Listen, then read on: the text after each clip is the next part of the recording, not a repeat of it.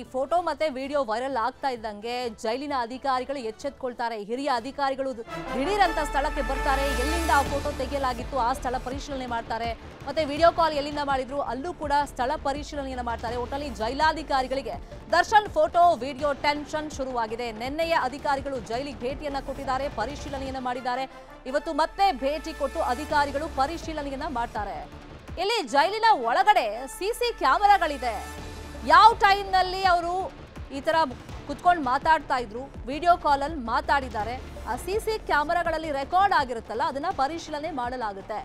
ದರ್ಶನ್ ಮತ್ತು ಜೊತೆಗಿದ್ದ ರೌಡಿಗಳ ಚಲನವಲನ ಅದನ್ನು ಕೂಡ ಗಮನಿಸ್ತಾರೆ. ಅವರ ಬ್ಯಾರಕ್ಗಳ ಬಳಿ ಸಿಸಿಟಿವಿಗಳನ್ನ ತಲಾಶ್ ಮಾಡಲಾಗುತ್ತೆ. ಒಂದು ವೇಳೆ ಜೈಲಲ್ಲಿ ದರ್ಶನ್ ಸೇರಿದಂತೆ ಅಲ್ಲಿ ಯಾರೆಲ್ಲ ಕುತ್ಕೊಂಡು ಮಾತಾಡ್ತಾ ಇದ್ದಾರೆ ರೌಡಿ ಶೀಟರ್ಗಳು, ಅವರಿಗೆ ರಾಜಾತಿಥ್ಯ ಸಿಕ್ಕಿದ್ದು ಕನ್ಫರ್ಮ್ ಆದ್ರೆ ಅಧಿಕಾರಿಗಳ ತಲೆದಂಡ ಫಿಕ್ಸ್ ಆಗುತ್ತೆ. ಇವತ್ತೇ ಪ್ರಾಥಮಿಕ ವರದಿಯನ್ನ ನೀಡೋದಕ್ಕೆ ಹಿರಿಯ ಅಧಿಕಾರಿಗಳು ಖಡಕ್ ಆಗಿ ಸೂಚನೆಯನ್ನ ಕೊಟ್ಟಿದ್ದಾರೆ.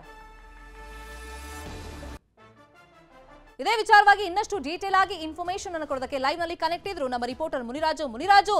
ಈಗ ಜೈಲಿನ ಅಧಿಕಾರಿಗಳು ಏನು ಮಾಡ್ತಾರೆ ಅನ್ನೋದು ಇಂಪಾರ್ಟೆಂಟ್ ಆಗುತ್ತೆ. ಯಾಕಂದ್ರೆ ಮನೆ ಊಟಕ್ಕೆ ಅಷ್ಟೆಲ್ಲ ಅಬ್ಜೆಕ್ಷನ್ ಮಾಡಿದವರು ಇಲ್ಲಿ ರಾಜಾತಿಥ್ಯ ಕೊಡ್ತಾ ಇದ್ದಾರೆ ಅಂದಾಗ ಇಲ್ಲಿ ಯಾರು ಕೈವಾಡ ಇದೆ? ದುಡ್ಡಿನ ಆಸೆಗೆ ಹಿಂಗ್ ಮಾಡಿದ್ರ ಅಲ್ಲಿ ಜಾಮರ್ ಇರುತ್ತೆ ಅಂತ ಹೇಳ್ತಾರೆ. ಸೊ ಅದನ್ನೆಲ್ಲ ದುಡ್ಡಿನ ಆಸೆಗೆ ನಿಯಮಗಳನ್ನ ಗಾಳಿಗೆ ತೂರಿದ್ರ ಯಾವ ತರ ಇಲ್ಲಿ ಶಿಕ್ಷೆ ಆಗುತ್ತೆ ಜೈಲಿನ ಅಧಿಕಾರಿಗಳಿಗೆ?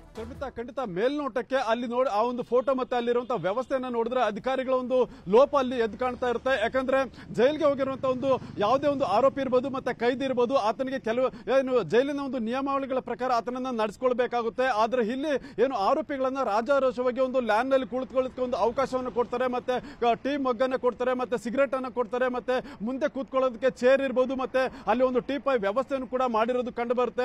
ಇಷ್ಟೆಲ್ಲ ಒಂದು ಸೌಕರ್ಯಗಳನ್ನ ಒಬ್ಬ ಆರೋಪಿಗಳಿಗೆ ಯಾವ ರೀತಿ ಕೊಡ್ತಾರೆ ಅಂತ ಹೇಳಿ ಒಂದು ಪ್ರಶ್ನೆ ಆದ್ರೆ, ಮತ್ತೆ ಅಲ್ಲಿ ಫೋಟೋ ತೆಗೆಯೋದಕ್ಕೆ ಯಾವ ರೀತಿ ಅವಕಾಶ ಸಿಕ್ತು, ಮತ್ತೆ ಒಬ್ಬ ಆರೋಪಿ ಕೈಗೆ ಮೊಬೈಲ್ ಯಾವ ರೀತಿ ಬಂತು, ಮತ್ತೆ ಆತನಿಗೆ ಮೊಬೈಲ್ ಕೊಟ್ಟಂತ ವ್ಯಕ್ತಿ ಯಾರು ಅನ್ನೋದ್ರ ಬಗ್ಗೆ ಕೂಡ ಒಂದು ಪ್ರಶ್ನೆ ಬರುತ್ತೆ. ಮತ್ತೆ ಅಲ್ಲಿ ಇಂಟರ್ನೆಟ್ ವ್ಯವಸ್ಥೆ ಅಂದ್ರೆ ಒಳಗಡೆ ತೆಗೆದಂತ ಫೋಟೋ ಹೊರಗಡೆ ಬರುತ್ತೆ ಅಂತಂದ್ರೆ ಅದು ಇಂಟರ್ನೆಟ್ ವ್ಯವಸ್ಥೆ ಬೇಕು. ಆ ಒಂದು ವ್ಯವಸ್ಥೆಯನ್ನ ಕಲ್ಪಿಸಿದವ್ರು ಯಾರು ಅನ್ನೋದು ಪ್ರಶ್ನೆ ಕೂಡ ಇರುತ್ತೆ. ಮತ್ತೆ ಇನ್ನೊಂದು ಗಮನಿಸಬಹುದು, ಆ ಒಂದು ಜೈಲಿನ ಸುತ್ತಮುತ್ತ ಏರಿಯಾದಲ್ಲಿ ಪಾಪ ಅಲ್ಲಿರುವಂತಹ ನಿವಾಸಿಗಳು ಪದೇ ಒದ್ದಾಡ್ತಾ ಇರ್ತಾರೆ. ಇಲ್ಲಿ ಜಾಮರ್ ಹಾಕಿರೋದ್ರಿಂದ ನಮಗೆ ಸರಿಯಾಗಿ ಇಲ್ಲಿ ಇಂಟರ್ನೆಟ್ ಸಿಗ್ತಾ ಇಲ್ಲ, ಮತ್ತೆ ಮೊಬೈಲ್ ಫೋನ್ಗಳು ಕೂಡ ನಮ್ಮ ಮನೆಗಳಿಗೆ ಬರ್ತಾ ಇಲ್ಲ ಅಂತ ಹೇಳಿ ಅಲ್ಲಿನ ಜನ ಕೂಡ ಒಂದು ಪ್ರತಿನಿತ್ಯ ಒಂದು ದೂರುಗಳನ್ನ ಕೊಡ್ತಾ ಇರ್ತಾರೆ. ಆದ್ರೆ ಜೈಲಿನ ಒಳಗಡೆ ಇಂಟರ್ನೆಟ್ ಸಿಗುತ್ತೆ ಮತ್ತೆ ಫೋನ್ ವರ್ಕ್ ಆಗುತ್ತೆ ಅಂತಂದ್ರೆ ಇದು ಕೂಡ ಒಂದು ದೊಡ್ಡ ಪ್ರಶ್ನೆಯಾಗಿ ಕಾಡ್ತಾ ಇರೋದು.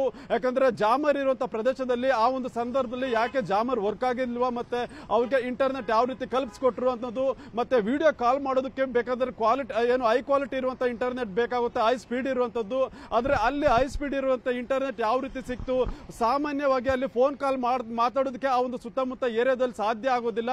ಆದ್ರೆ ಅಲ್ಲಿ ಹೈ ಸ್ಪೀಡ್ ಇರುವಂತ ಇಂಟರ್ನೆಟ್ ಮುಖಾಂತರವಾಗಿ ಒಂದು ವಾಟ್ಸ್ಆಪ್ ಕಾಲ್ ಮಾಡ್ತಾರೆ ಅಂತಂದ್ರೆ ಅಲ್ಲಿ ಎಷ್ಟರ ಮಟ್ಟಿಗೆ ಅಲ್ಲಿ ವ್ಯವಸ್ಥೆಯನ್ನ ಮಾಡಿಕೊಟ್ಟಿದೆ ಅನ್ನೋದು ಕೂಡ ಕಂಡು ಬರುತ್ತೆ.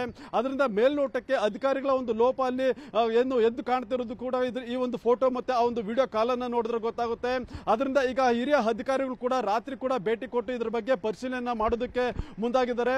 ಮತ್ತೆ ಇದ್ರ ಬಗ್ಗೆ ಕೂಲಂಕುಷವಾಗಿ ತನಿಖೆಯನ್ನು ನಡೆಸಿ ಇವತ್ತು ಸಂಜೆ ಒಳಗಡೆ ಒಂದು ಪ್ರಾಥಮಿಕ ವರದಿಯನ್ನು ಕೊಡಬೇಕು ಅಂತೇಳಿ ಜೈಲಿನ ಹಿರಿಯ ಅಧಿಕಾರಿಗಳು ಕೂಡ ಒಂದು ಸೂಚನೆ ಕೊಟ್ಟಿರುವಂತದ್ದು. ಅದರಿಂದ ಈ ಒಂದು ಸಂಬಂಧಪಟ್ಟಂತೆ ಅಲ್ಲಿರುವಂತಹ ವಾರ್ಡನ್ ಇರ್ಬೋದು ಮತ್ತೆ ಅಧಿಕಾರಿಗಳು ಇರ್ಬೋದು ಎಲ್ಲರನ್ನು ಕೂಡ ಒಂದು ಪ್ರಶ್ನೆ ಮಾಡಿ ಇದಕ್ಕೆ ಏನು ಯಾರು ತಪ್ಪಿತಸ್ಥರು ಮತ್ತೆ ಯಾರಿಂದ ಈ ಒಂದು ಲೋಪ ಆಗಿದೆ ಅನ್ನೋದ್ರ ಬಗ್ಗೆ ತನಿಖೆಯನ್ನ ಮಾಡೋದಕ್ಕೆ ಈಗ ಜೈಲಿನ ಅಧಿಕಾರಿಗಳು ಮುಂದಾಗಿದ್ದಾರೆ. Sharmita, fine, thank you Muniraju ತಮ್ಮೆಲ್ಲ ಇನ್ಫಾರ್ಮೇಶನ್ಗೆ. ಕನ್ನಡಿಗರ ನೆಚ್ಚಿನ ನ್ಯೂಸ್ 18 ಕನ್ನಡ ಈಗ ವಾಟ್ಸ್ಆಪ್ನಲ್ಲೂ ಲಭ್ಯ. ಕರ್ನಾಟಕ, ದೇಶ ವಿದೇಶಗಳ 360 ಡಿಗ್ರಿ ಸುದ್ದಿಯ ವಿವರಗಳನ್ನ ನಿಮ್ಮ ಕೈ ಬೆರಳುಗಳಲ್ಲೇ ಪಡಿಲಿಕ್ಕೆ ಈ QR ಕೋಡ್ ಅನ್ನ ಸ್ಕ್ಯಾನ್ ಮಾಡಿ ನಮ್ಮ ಚಾನಲ್ ಫಾಲೋ ಮಾಡಿ, ನೋಟಿಫಿಕೇಶನ್ ಆನ್ ಮಾಡಿ.